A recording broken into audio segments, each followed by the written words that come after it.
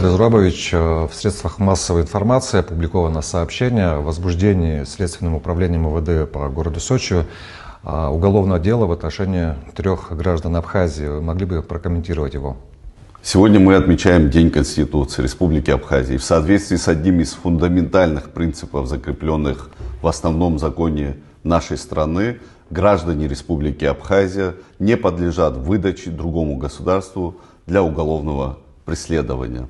Независимо от того, в совершении какого преступления подозреваются наши граждане, мы исходим из того, что его деяния должны быть расследованы компетентными органами нашей страны. И в случае наличия в них состава преступления, дело должно быть рассмотрено абхазским судом по законам нашего государства.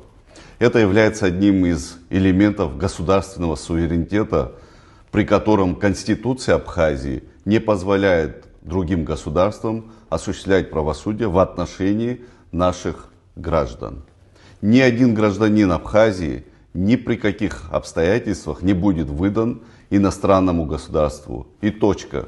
Я не вижу смысла дальше обсуждать и спекулировать на этом вопросе. Что касается ситуации, связанной с деятельностью на территории Абхазии 3 граждан России, которая получила информационный резонанс, хочу отметить, что органами прокуратуры проводится всеобъемлющая проверка. По итогам проверки будет принято соответствующее решение процессуальное. Наша страна всегда славилась своим гостеприимством и уважительным отношением к гостям.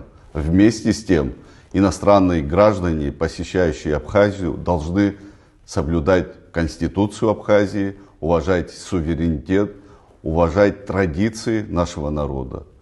Иностранным гражданам, которые неуважительно относятся к нашей Конституции, к нашему законодательству и к нашей стране, на мой взгляд, необходимо принимать меры, запрещающие посещение нашей страны. Такие лица в Абхазии нежелательны.